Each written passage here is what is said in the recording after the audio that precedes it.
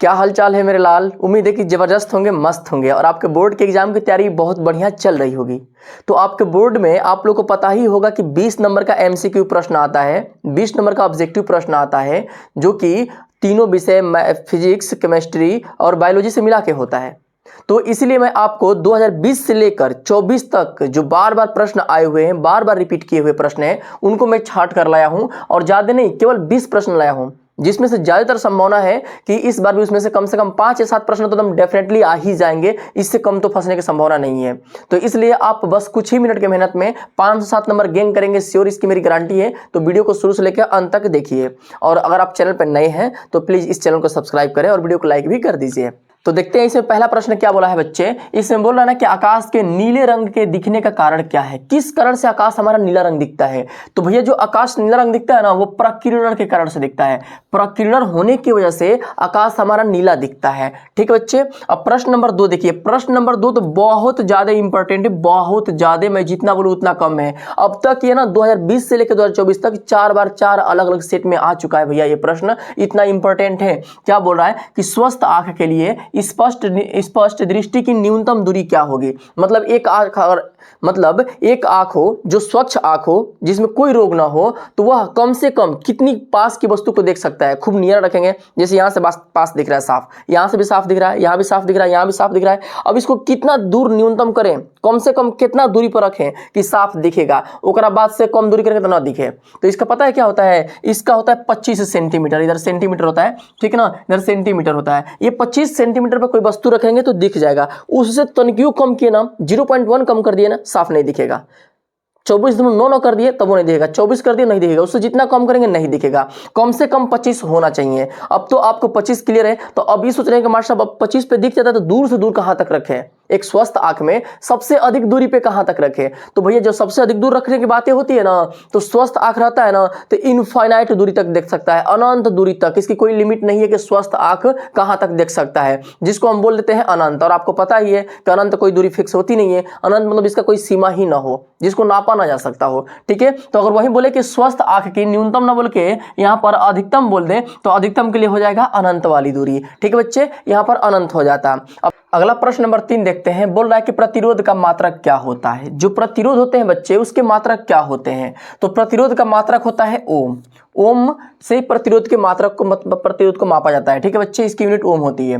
अब बोल रहा है कि ओम के नियम का सूत्र लिखिए। ये तो प्रश्न बहुत इंपॉर्टेंट है, इस पे ना अक्सर समझो कि ओम के ऊपर हर साल के ना एक प्रश्न आता ही रहता है आपको। बोल रहा है कि ओम का नियम लिखो, तो ओम का नियम होता है V बराबर I इंटू के आर। I इंटू के आर, यानी कि ऑप्शन नंबर कौन सा है, ऑप्शन नंबर सी आपका ओम का नियम हो जाएगा, ऑप्शन नंबर सी। क्लियर बच्चे। अब देखिए पूरे प्रश्न को आप लाइन से देखते जाइएगा, वीडियो को स्किप मत करिए, क्योंकि प्रश्न जितने हैं ना सारे के सारे इंपॉर्टेंट है। एक भी प्रश्न ऐसा ना हो जो कभी ना कभी ना आया हो। 2020 से 24 में सब प्रश्न आया हुआ मैं छाट के लाया हूं, और यही नहीं, जो हर बार कई बार रिपीट करता हूं वही सब रिपीट किया हुआ प्रश्न है बच्चे। तो संभावना है कि इस बार भी प्रश्न आ ही जाएगा। जैसे 6 नंबर देखते हैं। बोल रहा है प्रकाश की चाल की अधिकतम, प्रकाश की अधिकतम चाल कहां पे होती है। जब प्रकाश चलता है तो सबसे तेज कब चलेगा, कहां पे, किस जगह पे चलता है। जल में नहीं, जल में स्लो हो जाएगा, जल उसको चलने से रोकेगा। कांच मतलब शीशा भी रोकेगा उसको, हीरा तो एकदम जा ही नहीं देगा। लेकिन निर्वात मतलब जहां पे हवा पानी कुछ भी ना हो, बिल्कुल शांत जगह निर्वात, वहां पे सबसे तेज जाएगी प्रकाश। साई दे 3.8 × 10⁸ होता है ना, यही होता है ना इसके प्रकाश की चाल। और यहां पर देखिए चुंबकीय क्षेत्र की तीव्रता का मात्रक क्या होगा। अब ये मात्रक तो बहुत इंपॉर्टेंट है भैया, हर साल देखिएगा 2 से 3 प्रश्न मात्रक के ऊपर पूछता है। इस बार भी बोर्ड के एग्जाम में श्योर है कि 2 से 3 प्रश्न आएंगे ऐसे जिसका मात्रक आपसे पूछ लिया जाएगा। यानी क्या बोल रहा है, चुंबकीय क्षेत्र की तीव्रता का मात्रक क्या होगा। इसका न्यूटन एम्पियर प्रति मीटर स्क्वायर होता है ना, ये नहीं हो सकता है। इसका होता है न्यूटन प्रति एम्पियर मीटर। हाँ ये हो सकता है, न्यूटन प्रति एम्पियर मीटर हो सकता है। जब ये सही है तो ये सब गलत हो जाएंगे, ये सब गलत हो जाएंगे। ऑप्शन नंबर बी इसका सही है, न्यूटन प्रति एम्पियर मीटर होता है। ठीक है बच्चे, चुंबकीय क्षेत्र की तीव्रता। अब अगला देखते हैं प्रश्न नंबर 8। विद्युत परिपथ में विद्युत शक्ति का सही सूत्र क्या होगा। बच्चे जो विद्युत का परिपथ होता है, मतलब जहां पे विद्युत चलता है, जिस राह में चलता है, उसका मात्रक नहीं पूछा, उसका सूत्र पूछा है कि सूत्र क्या होगा। ये तो प्रश्न हम आपको बता देना बहुत इंपॉर्टेंट है, बहुत इंपॉर्टेंट है। इसके ऊपर प्रश्न कहीं ना कहीं घुमा फिरा के, इसको पक्षांतर करके इसकी वैल्यू हमेशा पूछता ही रहता है। विद्युत शक्ति के ऊपर डायरेक्ट प्रश्न दे देगा, इसका सूत्र दे देगा, इसका मात्रक दे देगा, कुछ ना कुछ देता ही रहता है। तो इसका पता है कौन सा होगा, P equal to I into R, ये नहीं होता है। P इक्वल टू आई का स्क्वायर इंटू आर, ये ऑप्शन नंबर बी आपका इसका सही हो जाएगा। P बराबर आई का स्क्वायर इंटू के आर होता है। क्लियर है बच्चे, ये आपका हो जाएगा विद्युत परिपथ में विद्युत शक्ति, ठीक है, विद्युत की इलेक्ट्रिक पावर होता है। क्लियर है ना। प्रश्न नंबर भैया 9 से लेके 11 तक, ये तीनों के तीनों प्रश्न बायोलॉजी के बहुत इंपॉर्टेंट प्रश्न है। ये लगभग ना ये आपको 3 साल लगता रहा है, ये भी 2 बार लगता रहा है। और ये तो हर पेपर में, पहले जैसे 24 में 4 सेट होता है, 25 में 4 सेट होता है ना, वैसे मतलब 25 में 4 सेट होगा। तो इसमें चारों सेट में ये वाला प्रश्न नंबर आपका 11वां आया हुआ था। तो देख लेते हैं प्रश्न क्या बोल रहा है कि मुकुलन द्वारा जनन पाया जाता है। जो मुकुलन होते हैं उनके द्वारा जनन कहाँ पाया जाता है, किस में होता है, किस में मुकुलन द्वारा जनन होता है? तो हाइड्रा में जनन जो करते हैं वो मुकुलन द्वारा करते हैं। ठीक है बच्चे, ये हाइड्रा जनन होता है उसमें मुकुलन द्वारा होता है। ये अनुवांशिकी के पिता कौन है? अनुवांशिकी के पिता जानते हो कौन होते हैं? ये मेंडल। जहां पे मेंडल आ जाएंगे ना, गेगर जॉन मेंडल, ये आपके अनुवांशिकी के पिता मतलब माने जाते हैं। और यही नहीं, ये अनुवांशिकी के वजह से जाने भी जाते हैं। जो मेंडल है ये फेमस है अनुवांशिकी की खोज के लिए ही। यानी कि आपसे ये पूछ दे कि मेंडल किसके लिए जाने जाते हैं, किस चीज के लिए प्रसिद्ध है, तो अनुवांशिकी के लिए प्रसिद्ध है। क्लियर बच्चे, ये अनुवांशिकी के लिए प्रसिद्ध है। और यही नहीं, ये इन्होंने जो अनुवांशिकी किया था वो किस पे किया था? तो मटर पे।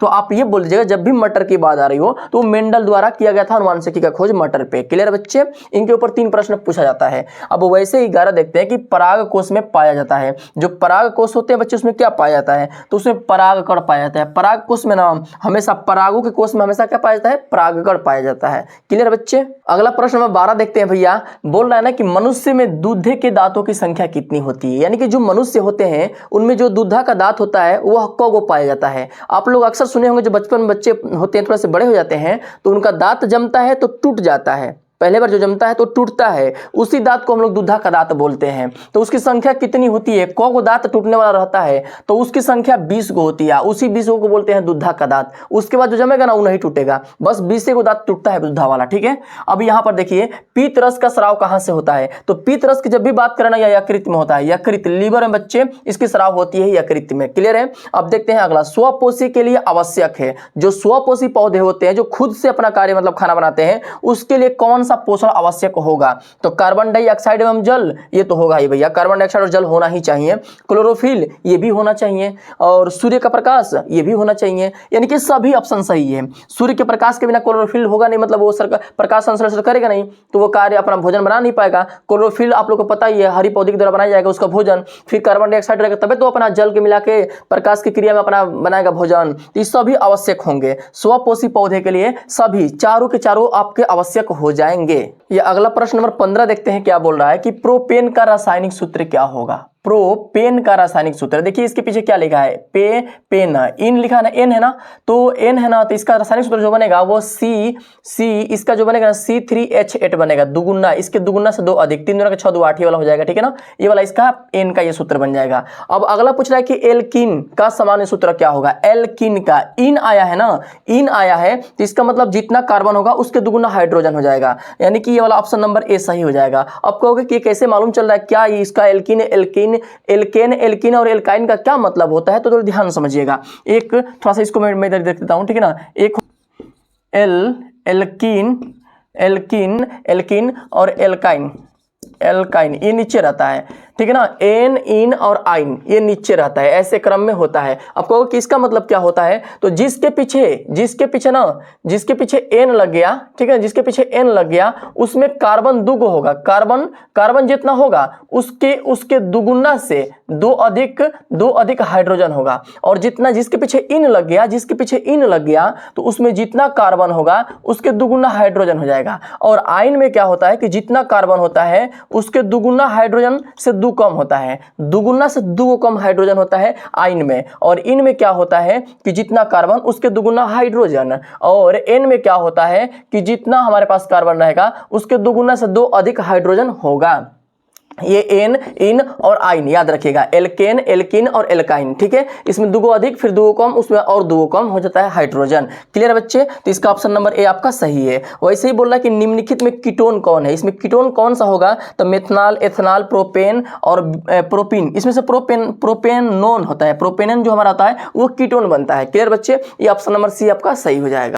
भाई लाइट तो चली गई, कोई बात नहीं, दिख रहा होगा, मुझे उम्मीद है कि आप लोग को साफ साफ फिर भी दिख रहा होगा। बस 3 प्रश्न है, इसको देख लेते हैं। क्या बोला है ना कि H2SO4 के विलयन का पीएच मान क्या होगा। H2SO4 सल्फ्यूरिक एसिड जो है, इसके विलयन का पीएच मान क्या होगा। एक बात ध्यान समझो, जिसका भी पीएच मान पूछता है ना, पीएच मान पे एक सिंपल सा कंसेप्ट होता है, अगर जिसका पीएच मान 7 हो गया वह उदासीन होगा, वह उदासीन होगा। अगर 7 से किसी का पीएच वैल्यू, 7 से जो होगा पीएच वैल्यू अगर कम होने लगा, 6 हो गया, 6.9 हो गया, तो वह आपका मिल जाएगा, पता है क्या, वह अम्लीय हो जाएगा, वह अम्लीय हो जाएगा। अगर पीएच मान 7 से ऊपर जाने लगा, 7 से ऊपर जाने लगा, तो वह क्षारीय हो जाएगा, क्षारीय हो जाएगा। ये बात याद रखना, 7 से ऊपर पीएच वैल्यू क्षार होता है, 7 से कम अम्लीय होता है, और 7 पे उदासीन होता है। क्लियर है, 7 पे उदासीन होता है। तो हमसे H2SO4 का विलयन का पीएच मान पूछ रहा है ना। H2SO4 एक आपका अम्ल होता है। अब अम्ल है तो जाहिर सी बात है कि जो अम्ल होता है उसका पीएच मान 7 से कम होता है, यानी कि इसका 7 से कम इसकी वैल्यू होगी पीएच मान, H2SO4 का मान 7 से कम हो जाएगा। अब यहाँ पर देखिए Fe2O2+2 एल्यूमिनियम को यहाँ पर L2O3+2Fe किस प्रकार का अभिक्रिया है, हमसे ये पूछ रहा है कि किस प्रकार का अभिक्रिया है बच्चे। तो यह जो अभिक्रिया होगा हमारा ना, यह अभिक्रिया सिर्फ यहाँ पर क्या कर रहा है ना, ऑक्सीजन, देखिए यहाँ पर जो एल्युमिनियम है वह फेरस को हटा दे रहा है, फेरस को हटा रहा है, विस्थापित कर रहा है, और ऑक्सीजन अपना फेरस अलग हो जा रहा है, यानी कि यह विस्थापित वाला है, या विस्थापित कर रहा है ना, यह विस्थापित वाला अभिक्रिया बन जाएगा। अब बोल रहा है कि उदासीन घोल का पीएच मान क्या होगा। सिंपल है भैया, देख लो यहीं पर दे दिया। मैं इसीलिए बोल रहा हूँ कि इंपॉर्टेंट प्रश्न है, इस पे हमेशा हर साल देता है। अब पीएच मान जिसका 7 होगा ना वो उदासीन होगा, और उदासीन घोल का पूछा है ना, क्या हो जाएगा, ऑप्शन नंबर ए आपका सही, यानी जिसकी पीएच वैल्यू 7 हो जाएगा वह उदासीन हो जाएगा। क्लियर है बच्चे, मुझे उम्मीद है कि आप अच्छे से इसको सीख गए होंगे, और पूरा आपको अच्छे से पढ़ के एकदम नोट दिमाग में कर लीजिएगा, ताकि इसमें से कम 5-7 नंबर आपका आ जाए। क्लियर है बच्चे। और अगला टॉप 20 प्रश्न में फिर से छाट के लाऊंगा आपको, जो बोर्ड में बार बार रिपीट किए गए हैं। क्लियर है बच्चे। और एक बात और है भैया कि अगर आप मेरे चैनल पर नए हैं, चैनल को सब्सक्राइब नहीं किए हैं, तो प्लीज़ सब्सक्राइब करें और लाइक भी कर दीजिए, और अपने दोस्तों को शेयर करना तो बिल्कुल भी ना भूलिए। ठीक है, तब तक के लिए धन्यवाद, मिलेंगे अगले वीडियो में।